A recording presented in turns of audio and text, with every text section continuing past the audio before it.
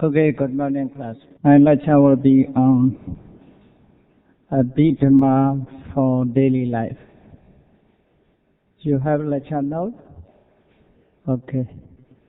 Today, I want to explain first the history of Abhidhamma in brief.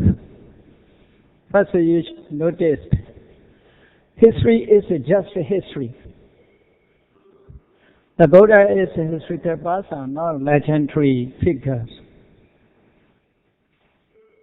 There are something to improve. 2,600 years ago, there's a person who was well known as a Buddha, who attained enlightenment. There are some historical evidence. They can be found in India, where the Buddha appeared. Okay?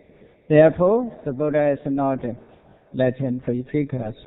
So what the Buddha taught also, the teachings of the historical persons.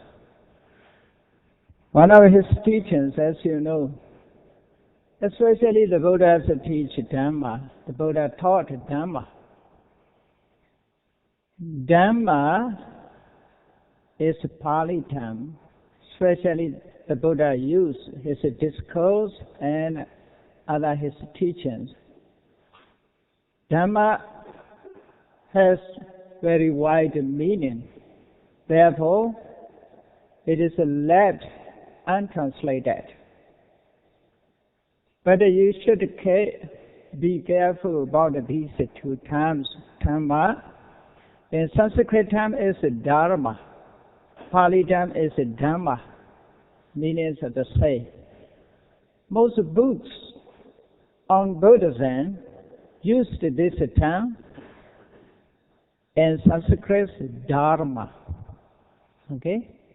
Dharma, pure Pali term, Dhamma is the same meaning. Like that, Nirvana. Sanskrit is Nirvana, Pali is Nirvana. It's the same meaning. So, not to confuse, I explain about that.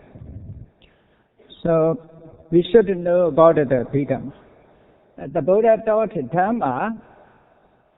This Dhamma can be classified into Dhamma and Abhidhamma. Abhi is prefix. That is, it can be explained special Dhamma or profound Dhamma.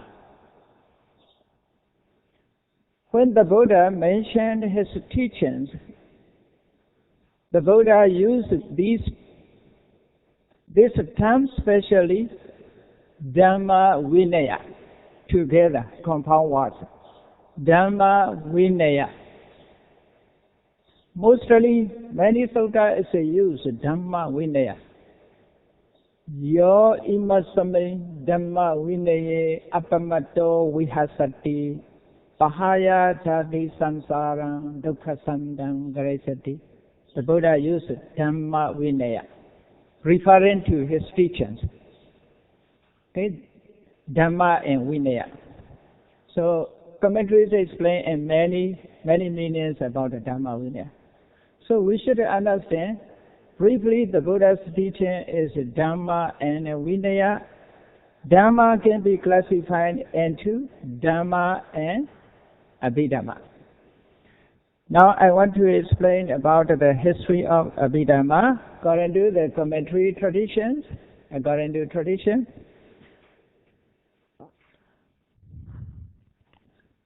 So, why is it called Abhidhamma?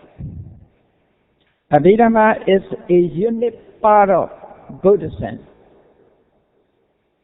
It is one of the Tripitaka Pali texts which explains Dhamma in detail and analytical way. That is just the meanings of Abhidhamma. I explain definition. Okay? It is one of the Tripitaka Pali texts which explain Dhammas in detail and analytical way. That is the meanings of Abhidhamma. Abhidhamma that explains Abhidhamma is so-called because it explains Dhammas in detail and analytical way. Now you are studying Dhamma. Therefore, to realize Dhamma, to understand Dhamma, to know the meanings of Dhamma, Abhidhamma is so important. Is it that? Because Abhidhamma explains Dhamma. Abhidhamma will explain Dhamma. Okay? Abhidhamma will explain Dhamma in detail and analytical way. Regarding the explanations of Dhamma, it does so in a much more detailed way than the Sutras. That is why the text is called Abhidhamma. First, I explained the meanings of Abhidhamma. Okay? Abhi and Dhamma, two words. Abhi is prefix, meaning special or profound. Dhamma is Dhamma. So, I repeat, Abhidhamma is so called because it explains Dhamma in detail and analytical way. That is why the text is called Abhidhamma. After that, we should go to historical points. Who is the author of Abhidhamma? There's a controversy. Okay? Who is the author? Who is the author? The Buddha is the author of Abhidhamma. This answer given by Theravada traditions. Maybe Mahayana traditions also their answer will give. The Buddha is the author of Abhidhamma. There was a controversy about the authorship. It has to be said that Abhidhamma is not the teachings of the Buddha. Indeed, it is the only later work. Some of scholars say like that. But they should show some evidence. Believing or not believing is not so important. It depends on individuals. Okay? History is just history, not the knowledge of Dhamma, not Dhamma. History is value as a history, only history. Here, therefore, here is a controversy. Buddhaghosa, a new commentator in Theravada tradition, Tripitaka commentators. A new commentator advocates that Abhidhamma is the Buddha's teaching.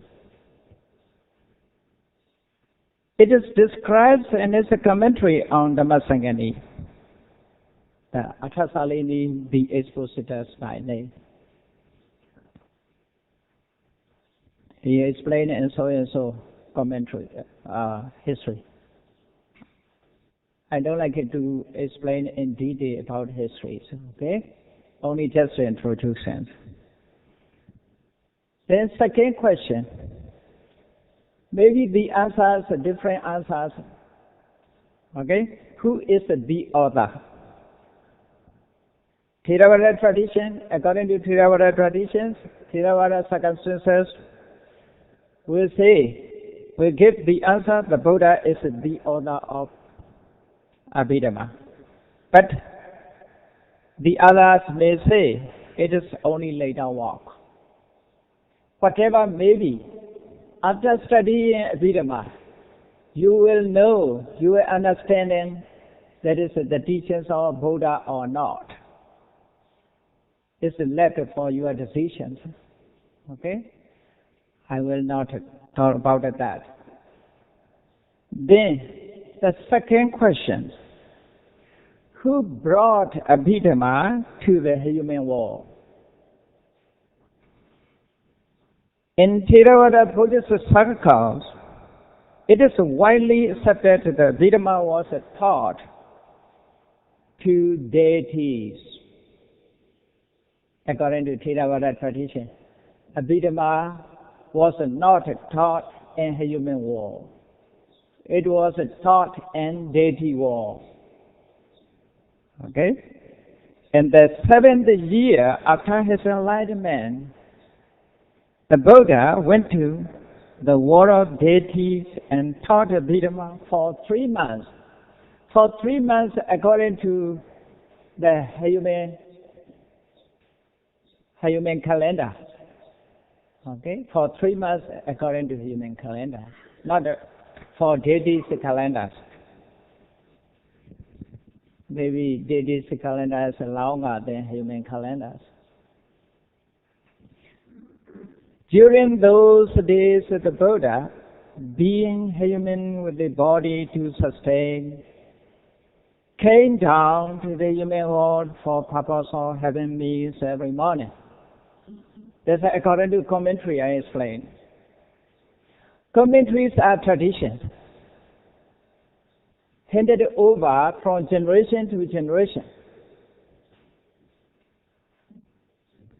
Commentaries, Venerable Buddha Gosas, you should notice, Venerable Buddha Gosas is not pioneer of commentaries. He's not pioneer. Some people, some scholars blame Buddha Gosa. Buddha Gosa explained, presented only his ideas. No, not like that.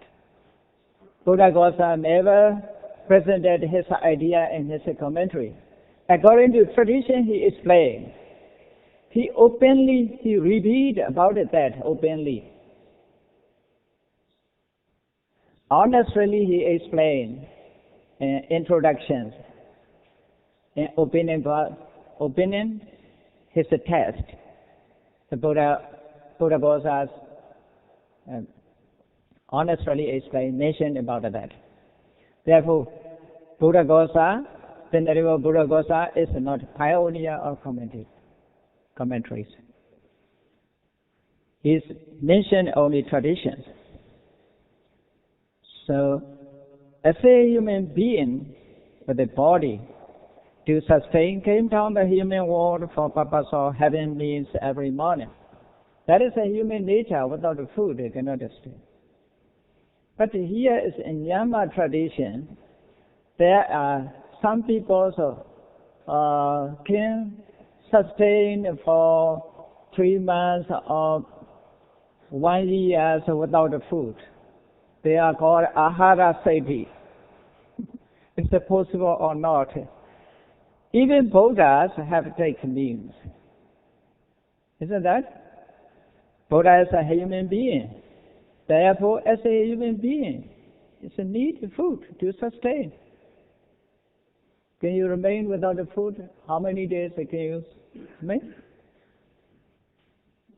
It is impossible. It's just a human being. So, the Buddhas having meals for every morning. Uttara Kuru. I cannot identify where is the Uttara Kuru. Well, there is the only location or just history. The northern continent was the place where the Buddha went for alms food. Maybe Germany and Russia. And those Uttara Kuru, the northern continent, was the place where the Buddha went for alms food. After lunch, the Buddha rested under a big tree on the bank of the lake Anotata. This is Anotata is a Himalaya. A Himalaya mountain, there is a great lake. Venerable Sariputta, one of the Buddha's chief disciples, approached and served the Buddha water. In those days, there are no planes to go there. They use only mental power. The Buddha succeeded in samatha meditation using mental power. Venerable Buddha Gosa also using mental power. Go there, went there. Okay? There are ways how to attain such a mental power. Even today there are ways. If you practice, you may succeed. If you succeed, you need not a passport and a visa. No need a ticket to buy. So, after lunch, the Buddha rested under a big tree on the bank of the lake. Another Venerable Sariputta, one of the Buddha's chief disciples, approached and served the Buddha water. During these meetings with the Venerable Sariputta, the Buddha briefed him about what he had taught in the deity world. Venerable Sariputta thus learned and brought Abhidhamma to the human world.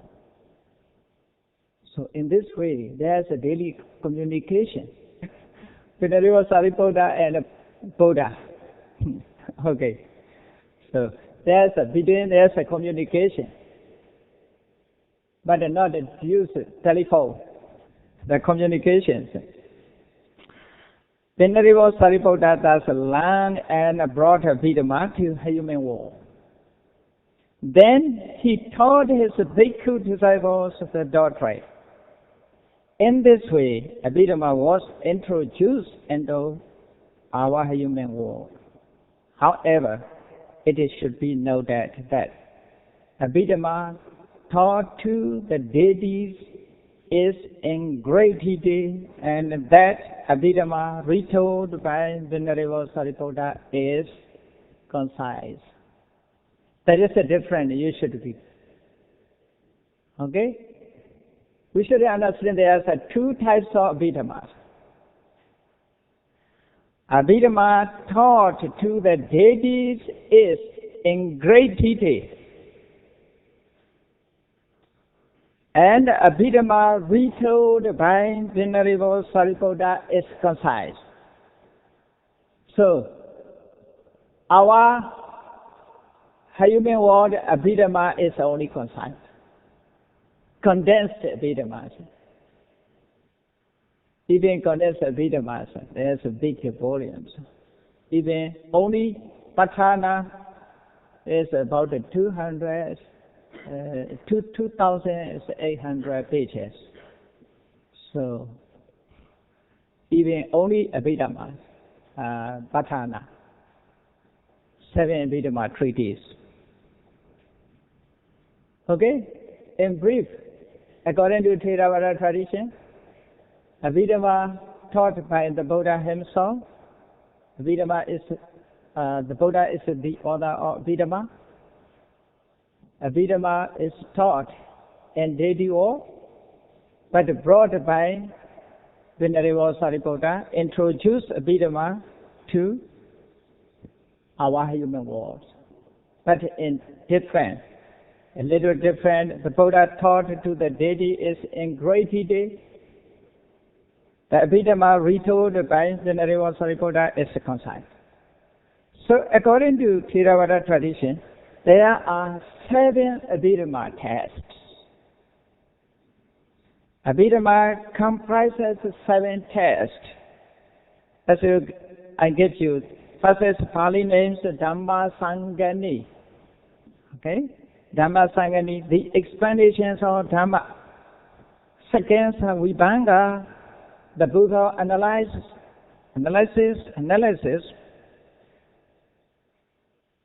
Third, Dhatu Katha, the speech on the elements. Fourth, Pogala Panyati, definition of individuals. Fifth, Katha Vatu, points of controversy. Sixth, Yamaka, the book of pairs. And seventh, Patthana, the book of conditions. So there are also you can read the others. Okay? If there is something you want to know, please ask me questions later.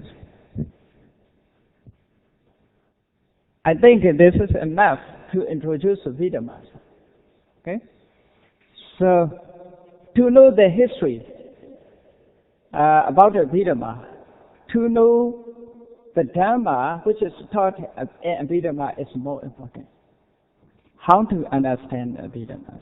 So we should continue the Abhidhamma for daily practice. So in brief, I will explain. Maybe do you want to know how many subjects, how many types of Dhammas are explained in Abhidhamma? First, we should explain. How many types of Dhammas are explained in Abhidhamma? How many Abhidhamma topics? Okay? So the two types of Dhammas that are explained in Abhidhamma, only two. Two types were explained in Abhidhamma. Abhidhamma topics are only two. Panyati and Pramata. Technical terms, let me use these technical terms, Pali terms, because of terms are very important. Sometimes it is very difficult to translate.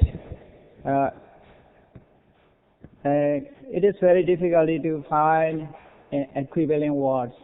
Okay? Therefore, using the technical term is better. So, Abhidhamma deal with these two topics, Panyati and Pramata. What is Panyati? Panyati is a concept. Panyati comprises name and things. See? Panyati means only concept, destination.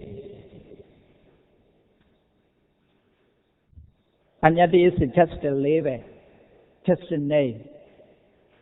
So, Mr. White, Mrs. Black, Mrs. White, these are Panyati. Isn't that? Only just the names is Panyati. Here are things, everything have names. These names are Panyati. Okay? Panyati comprises names and things. All names, human name and the name of something is also Panyati. All names and things are Panyati. We can say Panyati we can divide it into two. The names are Panyati.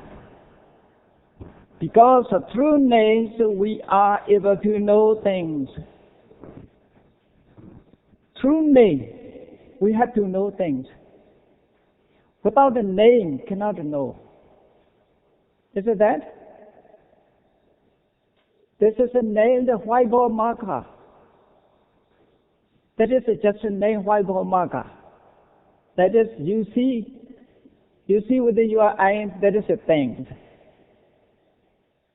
If I told you, please give me whiteboard markers, you will bring these things.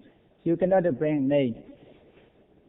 There's a name mentioned the thing, isn't that? So, this is Panyati. Panyati is a name. So, names are Panyati. Name also Panyati. Because through names we are able to know things. Through name we are able to know things. Then second, things are also Panyati. This is also Panyati. The things we see, that is also Panyati. Because they have to be known through names. Okay? Through name, it just have to know. So, that is a literally explanation. Panyati. Panyapiyatiti Panyati. Panyapetiti Panyati. Names are Panyapeti. Through names we are able to know things. This is a Panyapetiti Panyati. We call another Sattva Panyati. This is a name. Then things are also Panyati. Because they have to know through names, have to be known through names. That is also Panyati. Both are Panyati, names and things. Because I have to know. Okay? All of these names we call, all these words we use are Saddha Panyati. Saddha means sound or words. All languages are Panyati. All words are Panyati. If I say some people may not understand, the German people may understand Abhidhamma.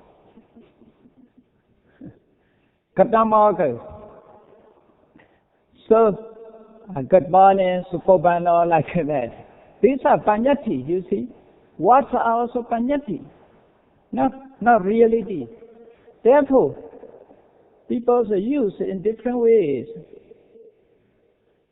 In Burmese language, some people don't understand. If you say good morning, that is German people understand.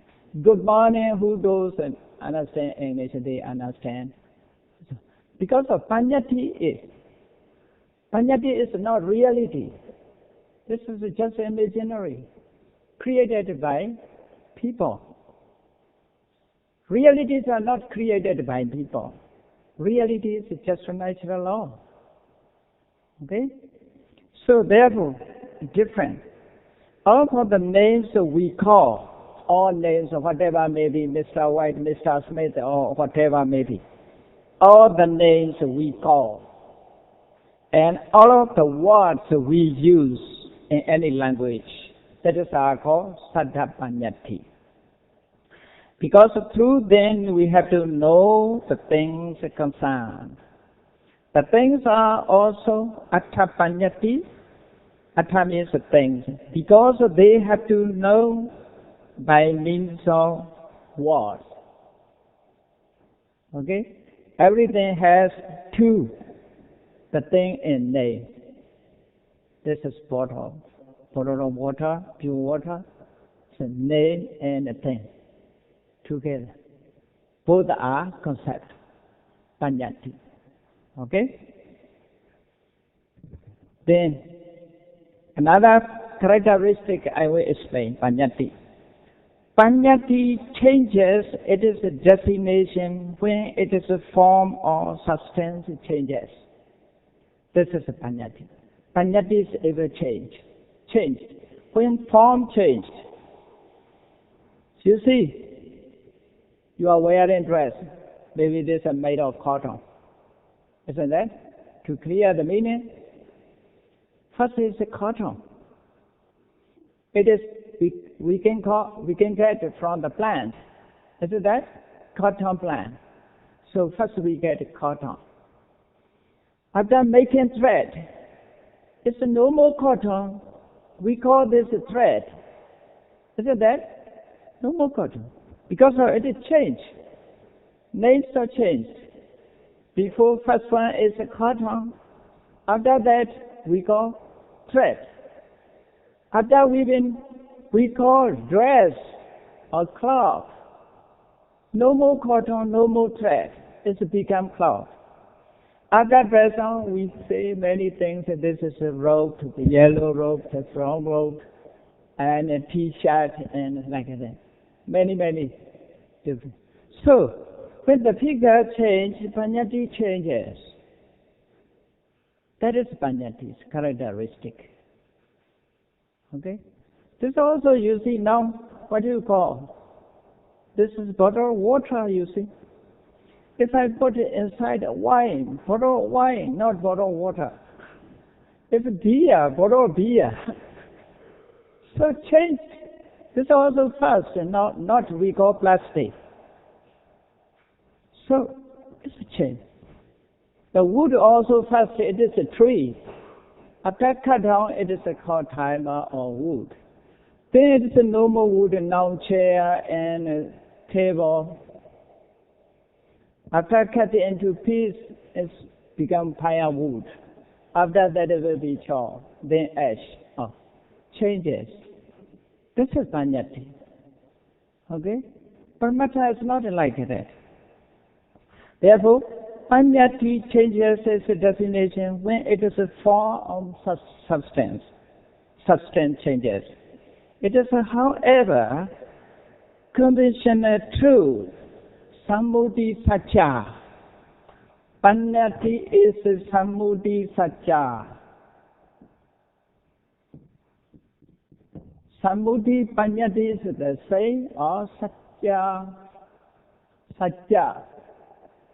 In Sanskrit, they use this as Satya. The same meaning. Even today, I think this Sri Lanka also use this Satya. Okay? Satya, Satta. This is Pali. This is Sanskrit. The same meaning. Sammuti Satya.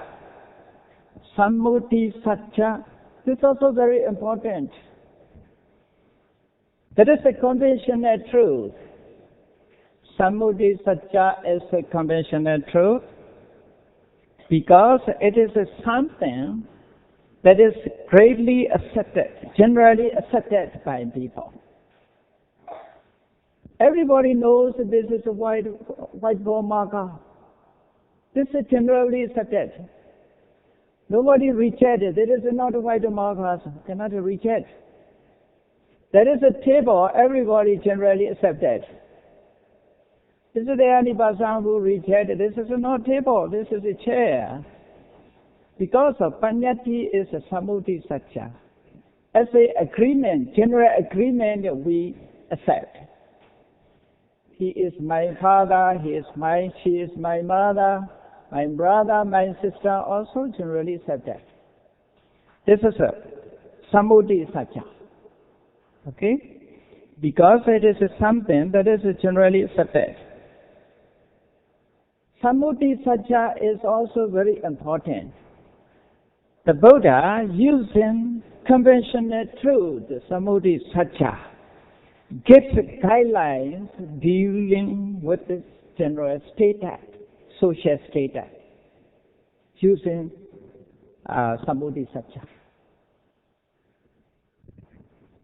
Dealing with the status, obligation of human society, morality, conditions of success in life, and so on. Rules and regulations are depend on Sammuti Satya. Okay? So, that cannot be rejected. In Mingalar Sutta, the Buddha said, Mata Pitu Upatana. In conventional truth, Mata Pitu Upatana, the attendance of mother and father or parents is blessing or auspicious. So, mother, father, in conventional truth, it is correct. Generally accepted. But in ultimate sense, there is no mother, no father. Only mind and matter. That's the ultimate. But if we say ultimate truth, no mata pitu upatana, not necessary mata pitu upatana. Okay?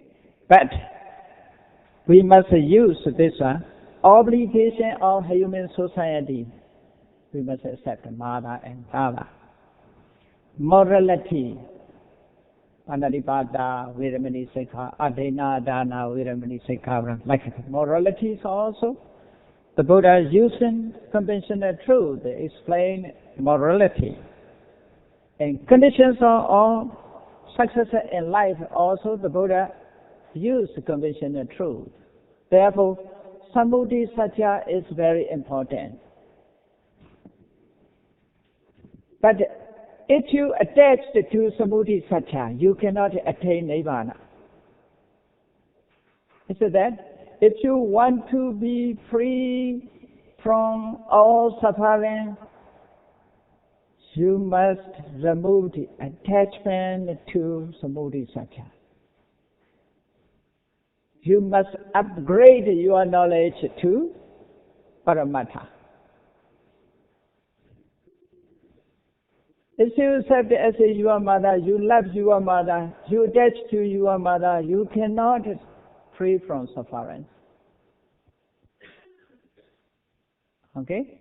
Therefore, in social status, obligation of human society, mother is mother, we must attend mother, we must respect mother or father. But in ultimate sense, we should remove attachment to mother or to parents. Therefore, the Buddha explained the second to attain Nirvana. That is called Paramattha. Paramattha is ultimate reality. Paramattha, ultimate reality. The Dhamma of ultimate reality is that they never change. They never change in their characteristic. It is real forever. This Paramattha is real forever. The ultimate reality is abstract truth, ultimate truth. Samudhi Satya is conventional truth. Paramattha Satya, ultimate truth or abstract truth. Okay? Abstract truth, Paramattha Satya. Using the Paramattha Satya, the Buddha expounds the wisdom of realization. Wisdom of realization and emancipation or liberation. Okay? This is a Paramattha Satya is higher level. Samudhi Satya is lower level. Both is important. These both two truths will be explained in Abhidhamma. Okay? So, Paramattha. How many Paramattha Dhammas are explained in Abhidhamma? The ultimate reality can be divided into four. According to its own characteristic. In this level, the Buddha will explain these four Paramattha Cheta, okay, Cetasika, Rupa. This is about that. This is Nibbana. This is a Sansara level, so this is a Nibbana. Okay? We are composed of Ceta, Cetasika, and Rupa. Abhidhamma will deal with these four. This is our ultimate realities, four Paramatthas. Number one, Ceta. This is the Lord Buddha used these technical terms to mention consciousness. Okay? The English term is consciousness. What about the German terms? I heard German words are more suitable for philosophies. Is that right? Very close to some of the Palis also. Indo-European languages. Ceta. So first we should know the Ceta. Just the translations in consciousness. Scholars have different ways they translate into English. Some are mind. Mind is not preferred. So consciousness is preferred. The meaning in consciousness is Ceta. Because without a feeling, without a perception, without a volition, Ceta is a just awareness. Okay? Therefore, consciousness. Number two, Cetasikas, mental state. Mental state. Or mental property. We can use mental state and mental property. That is a Cetasika. Cetasikas do what? Ceta, number one, Ceta, number two, Ceta. These two are the same meaning. Cheta and Cheta. Then add in Ika, Sika. Cheta and Cheta, the same meaning. Ika means dependent on Cheta, arising from Cheta. That is the meaning. Born of Cheta. Okay? Chetasika means dependent on Cheta or born of Cheta. The activity of Cheta. Chetasi Niyodam, Chetasi Bhavan, Chetasikam, the definitions are like that. So, just the translations of mental property or mental state. That is the Chetasika. Number one and number two mostly arising together to form my nama. Number three is Rupa. Rupa translate metta. In other way also they translate metta. Rupa is metta. So we are composed of these. Number one and number two are mind. Number three is metta. Mind and metta. When you meditate, this is the object of meditation, mind and metta. So you know when you practice Chaita Nupassana, this is number one and number two, so Chaita Nupassana or Dhamma Nupassana. Okay? Vedana Nupassana is number two. Kaya Nupassana is number three. So, Abhidhamma is so important for meditation practice also. If you don't know, if you do not have the knowledge of Abhidhamma, you cannot understand, profoundly understand the meanings of the object of meditation. So Abhidhamma is analysis of meditation object and teaching. So that is so important to understand. You may be perfect if you have knowledge of Abhidhamma. You may be perfect in Dhamma knowledge if you have knowledge of Dhamma. If you lack of Abhidhamma knowledge, you cannot be perfect in Dhamma knowledge. Isn't that? This is my opinion. Do you agree or not agree? This depends on you. Consciousness, mental state, and mental property or metta. Nibbana is we explain it later because of so early I have to go to Nibbana. We must understand first Cheta, Chetasika, and metta. Okay? Rupa.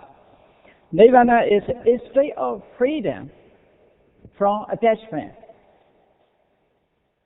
The meaning is very important. Some people think Nibbana is in heaven. Nibbana is after death. Not after death, yes, Nibbana is the state of freedom from attachment. Now, where is your attachment more and more? Where is your attachment?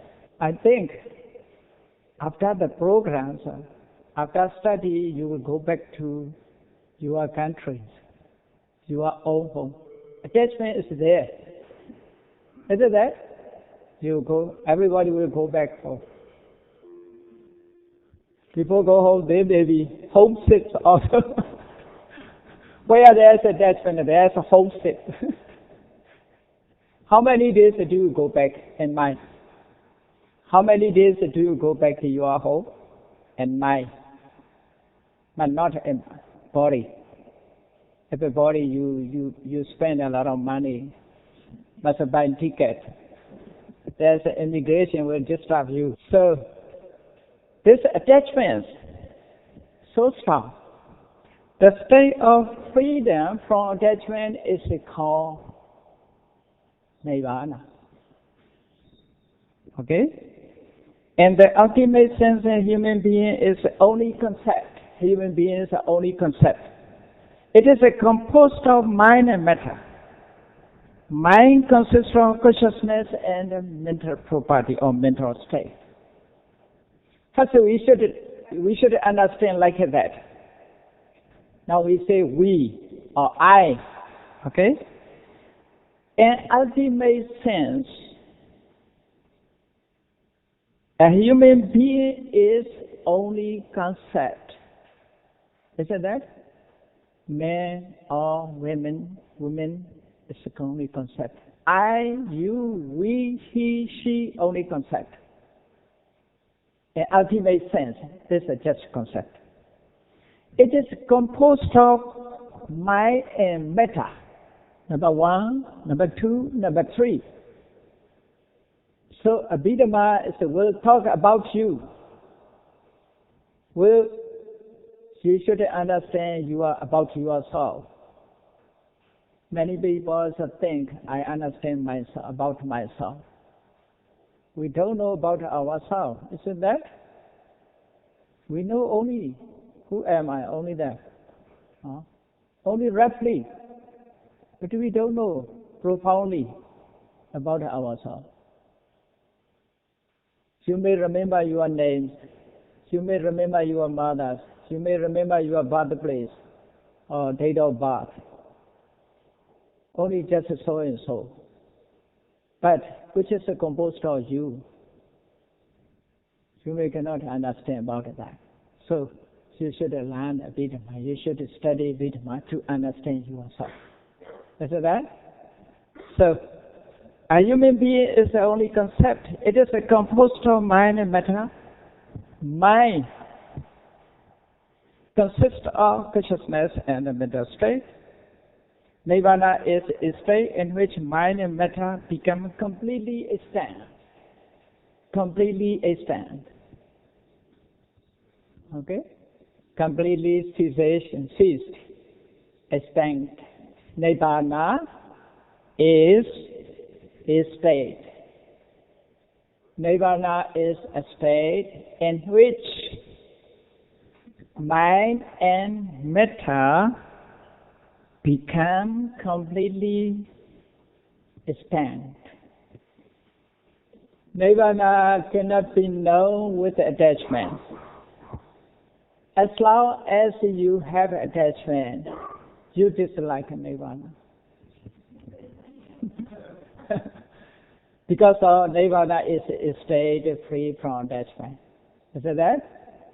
As long as you have attachment. Attachments are so strong, you see.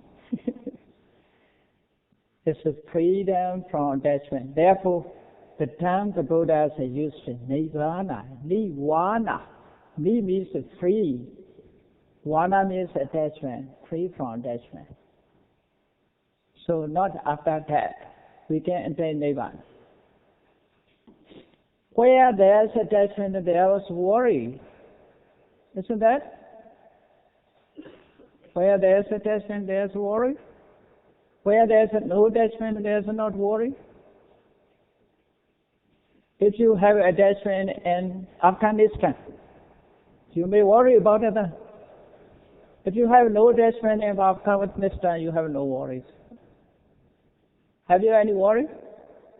Have you any worry about you don't know, about the person you don't know? Is there any attachment? No. There every day, many people die. We never worry about it. About it. Why? We have no attachment. Where there's attachment, there's worries. Isn't that? You can contemplate yourself. Where is my attachment arises, worry arises there. Where there's no attachment, there's no worry. The Buddha taught like that. That is present conditions. That is very important to understand. Where is your attachment? Maybe your family is your attachment. You have a family, that family is your attachment. For family, you have a worry. More and more. For about other families, you may have no attachment, therefore no worry about them, whatever may be.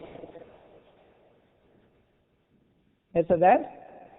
So, anywhere, if we are free from attachment, how will be peaceful?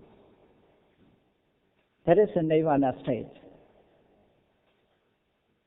Okay, therefore, Nirvana, the state of freedom from attachment. If we free from attachment, freedom from attachment, we have a freedom from all suffering. Okay, let me stop.